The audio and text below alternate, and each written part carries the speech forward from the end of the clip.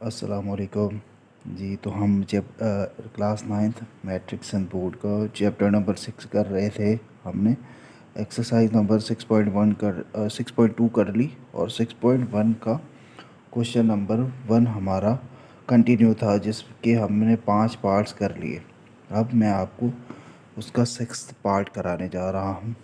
तो आप देखें, ये लिखा हुआ है 2y minus 3/5 is equal to 1/2। ठीक है। अच्छा जी, अब ये जो 2 और y एक साथ लिखे हुए हैं, तो ये आपस में कहलाएंगे कोएफिशिएंट। ठीक है। और अगर सिर्फ ये इस तरीके से y लिखा होता तो ये हमारे पास वेरिएबल कहलाता है, लेकिन इस वक्त ये एक नंबर के साथ लिखा हुआ है तो ये कोएफिशिएंट कहलाएगा। और -3/5 ये हमारे पास एक कांस्टेंट नंबर है, इज़ इक्वल टू 1/2, ये भी एक कांस्टेंट नंबर है। तो इन दो कांस्टेंट नंबर्स की हेल्प से इनका सॉल्यूशन करने की मदद से हमें ये y जो वेरिएबल है, सिर्फ y, उसकी हमें वैल्यू फाइंड करनी है। ठीक है। तो सॉल्यूशन 2y मैंने अपनी जगह एज इट इज़ रखा अपनी जगह पे, इज़ इक्वल टू ये जो -3/5 है, इसको इक्वल टू के इस तरफ ले आया मैं, तो ये हो जाएगा +3/5। ठीक है। अब इसके बाद हमारे पास अगला स्टेप ये है कि यहाँ पर क्रॉस मल्टीप्लिकेशन होगी। क्रॉस मल्टीप्लिकेशन कैसे होती है? ये जो इस वाली टर्म का डिनोमिनेटर है वो इस वाली टर्म के न्यूमरेटर से, मतलब इस 1 से आकर मल्टीप्लाई हो जाए। ठीक है। और इस टर्म का जो डिनोमिनेटर है, जो 2 है, इस वाली टर्म के न्यूमरेटर मतलब इस 3 से आकर मल्टीप्लाई हो जाए। तो ये आप देख सकते हैं, ये इनके बीच में ये एक क्रॉस का साइन बन चुका है, तो इसको कहते हैं क्रॉस मल्टीप्लिकेशन। ठीक है। तो जब 5 को मैं 1 से मल्टीप्लाई करूँगा तो 5 ही आएगा, और 2 को जब 3 से मल्टीप्लाई करूँगा तो 6 आएगा। ठीक है। अब ये दो नंबर्स आपस में भी मल्टीप्लाई होंगे जो डिनोमिनेटर्स हैं। 2 5 हमारे पास होता है 10। ठीक है। अच्छा, और 2y अपनी जगह एज इट इज़।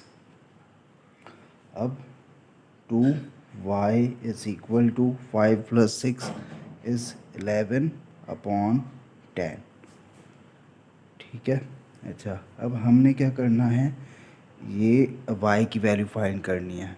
तो उसका क्या तरीका होगा? अब ये जो 2 है, इस वक्त इस y से मल्टीप्लाई हुआ है, इक्वल टू के इस तरफ ले आऊँगा तो आके इस 11 से मल्टीप्लाई होगा और 11 से डिवाइड हो जाएगा और 10 से मल्टीप्लाई हो जाएगा। ठीक है।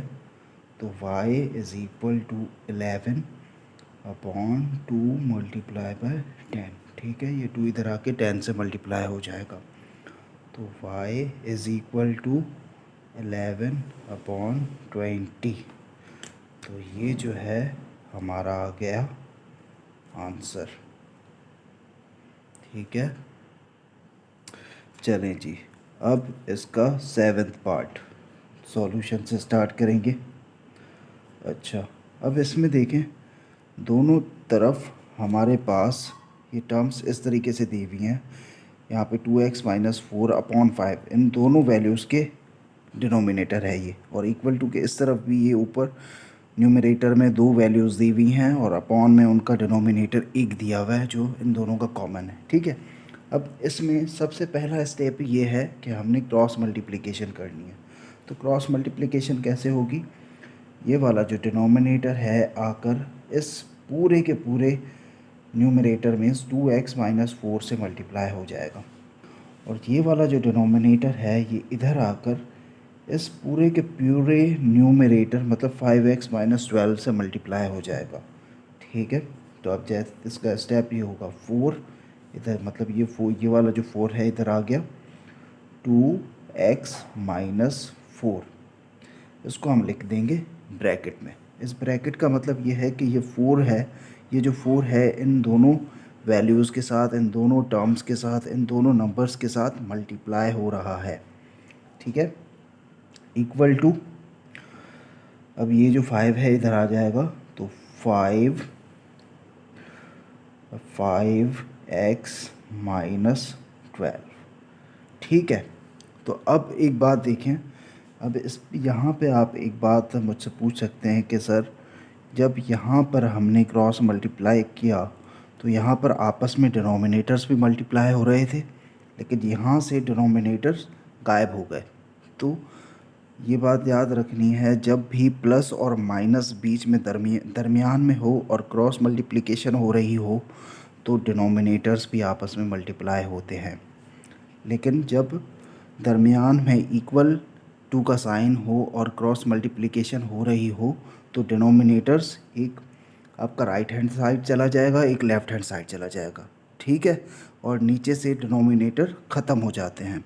ठीक है, ये मैं फिर बता रहा हूँ कि जब भी दो फ्रैक्शनल टर्म्स के बीच में प्लस और माइनस हो और क्रॉस मल्टीप्लिकेशन हो रही हो तो क्रॉस मल्टीप्लाई के बाद आपस में डिनोमिनेटर्स भी मल्टीप्लाई होंगे। लेकिन फ्रैक्शनल टर्म्स हों और बीच में इक्वल टू का साइन हो, ठीक है, तो क्रॉस मल्टीप्लाई होगा, लेकिन आपस में जो डिनोमिनेटर हैं मल्टीप्लाई नहीं होंगे, क्योंकि डिनोमिनेटर्स एक लेफ़्ट हैंड साइड पे चला जाएगा, एक राइट हैंड साइड पे। ठीक है, अपॉन में से डिनोमिनेटर्स टोटली कैंसिल आउट हो जाएंगे, समझ लें आप। ठीक है, तो अब आ जाएं इसके मज़ीद स्टेप्स करते हैं। 4 2 सा क्या होता है 8, और इसके साथ x लगा हुआ है तो x लिख देंगे।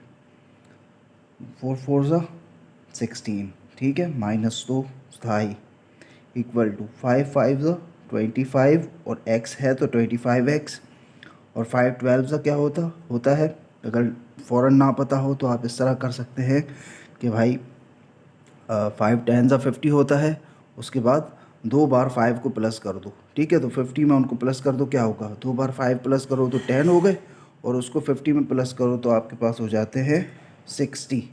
ठीक है, तो अब क्या होगा, अब हमने जो एक जैसे नंबर्स हैं उनको एक साइड पर लिख लेना है। ठीक है, मतलब हमें नंबर्स की अरेंजमेंट करनी है अभी। ठीक है, उसका तरीका क्या है, मैंने क्या बताया हुआ है कि नंबर के साथ अगर कोई अल्फ़ाबेट लिखा हुआ हो, नंबर के साथ अगर कोई अल्फ़ाबेट लिखा हुआ हो तो उसको क्या कहते हैं, कोएफिशिएंट। ठीक है, और सिर्फ जो नंबर्स हैं उनको कहते हैं कांस्टेंट्स। तो अब इसमें हमने क्या करना है, देखो ये जो अल्फ़ाबेट वाले नंबर हैं उनको इक्वल टू के एक तरफ लिख लेंगे, और जो सिर्फ कांस्टेंट नंबर्स हैं उनको इक्वल टू के एक तरफ। ठीक है, तो अब क्या करते हैं, अब जैसे देखो यहाँ पर ये जो 25x है ये इस 8x से बड़ा है, तो इस 8x को ले जाओ 25x की तरफ। ठीक है, और ये जो -60 है वैसे तो बड़ा है, इसको हम यहाँ पर ये है माइनस का मतलब नेगेटिव है, इसको इक्वल टू के इस तरफ ले आएंगे तो ये पॉजिटिव हो जाएगा। ठीक है, मतलब प्लस का हो जाएगा। तो मैं कैसे करता हूँ, देखो एक ही स्टेप में हम इसको कर सकते हैं। मैं आपको बताता हूँ, ये एरो बनाकर इसको इक्वल टू के इस तरफ ले आएंगे और इसको इक्वल टू के इस तरफ ले आओ। ठीक है, तो ये क्या हुआ, जब 60 मैं इधर ले आऊँगा तो ये हो जाएगा 60 प्लस का, माइनस का नहीं रहेगा अब, और -16 अपनी जगह पे इक्वल टू 25x अपनी जगह पे, और जब 8x यहाँ पर प्लस का है इधर इक्वल टू के इस तरफ ले आऊँगा तो हो जाएगा -8x। ठीक है, अब क्या है, अब सिर्फ सब्ट्रैक्शन होगी, उसके बाद हमारे पास वैल्यू आ जाएगी कोई भी x की। तो 60 में से जब मैं 16 माइनस करूँगा तो मेरे पास क्या आएगा, 60 में से जब 16 माइनस करूँगा तो आ जाएगा मेरे पास 44। ये आ गया मेरे पास 44 इज़ इक्वल टू 25 में से जब 8 माइनस करेंगे तो हमारे पास कितने आ जाएंगे, 17। ठीक है, 17x। अब हमने देखना है कि 17, अब क्या करना है, x की वैल्यू चाहिए। ये स्टेप भी मैं आपको बता चुका हूँ। ठीक है, कि इस वाली टर्म को मैं इस तरफ लिख सकता हूँ और इस वाली टर्म को इस तरफ, और इनके साइन जो हैं आपस में चेंज नहीं होंगे। तो 17x इज़ इक्वल टू 44। ठीक है, मुझे किसकी चाहिए वैल्यू, x की, लेकिन इसके साथ तो 17 है जो इसके साथ मल्टीप्लाई हुआ है, इक्वल टू के इस तरफ ले आऊँगा तो 44 से आकर डिवाइड हो जाएगा, तो 44/17। तो हमने अब देखना है कि 17 के टेबल में 44 आता है क्या। ये आता है तकरीबन 34 हो जाएगा 17 टू ज़ा, और नहीं आता तो आप इसको एज अ आंसर लिख सकते हैं। ठीक है, ये हमारे पास आ गया 7th पार्ट का आंसर। ठीक है, अच्छा जी, अब इसका 8 पार्ट सॉल्यूशन। अब देखो इसमें क्या है, 3x/5 + 7 इक्वल टू 2x/3। अब यहाँ पे क्या होगा, 2 बार क्रॉस मल्टीप्लाई होगी। कितने बार, 2 टाइम्स। पहले इक्वल टू के इस तरफ, इक्वल टू के लेफ़्ट हैंड साइड पे पहले क्रॉस मल्टीप्लाई होगा, एक पूरी क्रॉस मल्टीप्लाई करके एक डिनोमिनेटर बनेगा इसका। उसके बाद इक्वल टू के इस तरफ जो ये 2x/3 है उसके साथ दोबारा क्रॉस मल्टीप्लाई करेंगे। ठीक है, तो चलें याद करते हैं। अब यहाँ पे क्या होगा, सबसे पहले आप ये अज्यूम करो कि यहाँ पर जो 7 है इसके नीचे आप ये याद रख लो कि जहाँ कुछ नहीं होता मैथ में वहाँ 1 होता है। ठीक है, तो यहाँ पर क्रॉस मल्टीप्लाई कैसे होगा, ये वाली टर्म जो है जाके 7 से मल्टीप्लाई होगी, और ये वाला जो हमने पता है कि 1 अगर नहीं भी लिखा हुआ तो वहाँ 1 है, तो ये आके इससे मल्टीप्लाई हो जाएगा। ठीक है, तो जब 1 3x से मल्टीप्लाई हो जाएगा तो क्या होगा, जो कुछ भी 3 से मल्टीप्लाई हो जाता है तो वही आ जाता है। तो 3x प्लस का साइन एज इट इज़, तो जब 5 7 से मल्टीप्लाई होगा तो क्या होगा हमारे पास 35। ये हमारे पास आ गया 35/5 1 ज़ा 5 इज़ इक्वल टू 2x/3। ठीक है, चलो अब यहाँ पे हमारे पास 2 डिनोमिनेटर्स आ गए। अब दोबारा से यहाँ क्रॉस मल्टीप्लाई होगा। कैसे, ये हम ले आएंगे यहाँ पर, ये वाला डिनोमिनेटर जो है इस पूरी टर्म का, ये इस वाले न्यूमरेटर मतलब 2x से मल्टीप्लाई होगा। ये वाला जो डिनोमिनेटर है मींस 3 आकर इस वाले पूरे न्यूमरेटर से मल्टीप्लाई होगा, मींस 3x + 35 से। ठीक है, तो अब इसको करने का क्या तरीका है, 3 यहाँ पे लिखा, 3 कौन सा लिखा, जो मैं ये वाला इस तरफ ले आया, तो 3x + 35, ठीक है, इज़ इक्वल टू ये वाला 5 मल्टीप्लाई होगा किससे, 2x से। अब देखो जब यहाँ पर ऊपर इसी सवाल में देखो दोनों तरीके की आपके पास क्रॉस मल्टीप्लिकेशन आ गई, और इसको अच्छे से समझ लो। जब बीच में प्लस का साइन मौजूद है तो क्रॉस मल्टीप्लाई होने के बाद भी जो डिनोमिनेटर्स हैं आपस में मल्टीप्लाई होंगे, लेकिन जब बीच में आपका इक्वल टू है तो जो क्रॉस मल्टीप्लाई होगा उसका तरीका ये होगा कि जो डिनोमिनेटर्स हैं एक आपका लेफ़्ट हैंड साइड पे चला जाएगा, एक आपका राइट हैंड साइड पे, आपस में डिनोमिनेटर्स नहीं होते हैं मल्टीप्लाई। ठीक है, और एक और चीज़ होती है कि अगर सेम हो जाए ना वो इक्वल टू के इस तरफ, उनको आप कैंसिल आउट कर सकते हो डायरेक्ट। ठीक है, चलें अब 3 3 ज़ा 9 और x है तो 9x प्लस 35 3 ज़ा 35 70 105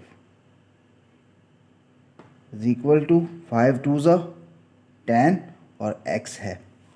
अब जैसे मैंने 7th पार्ट में आपको बताया कि जो एक जैसी टर्म्स हैं उनको एक तरफ कर लो।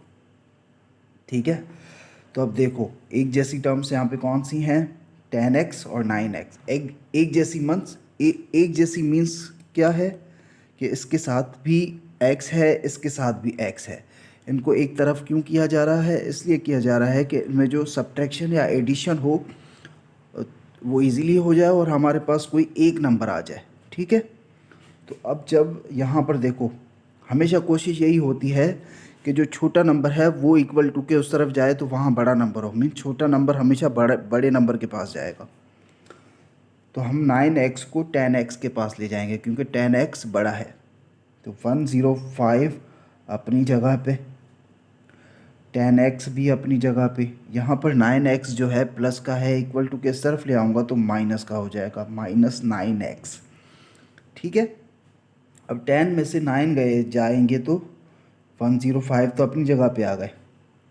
तो ये हो गया आपके पास 1x। 10 में से 9 गए तो 1 बचा। अब देखो ये 1 आप अगर ना लिखो ना तो भी फ़र्क नहीं पड़ता, ठीक है, क्योंकि हमें पता है जहाँ कुछ नहीं होता वहाँ 1 होता है मैथ में। इसलिए आप अगर 1 नहीं भी लिखते तो कोई इशू नहीं होता। इसलिए आप इसको सिंपली इस तरह लिख सकते हो, x is equal to 105। So this is our answer. ठीक है, अच्छा जी, अब इसका 9th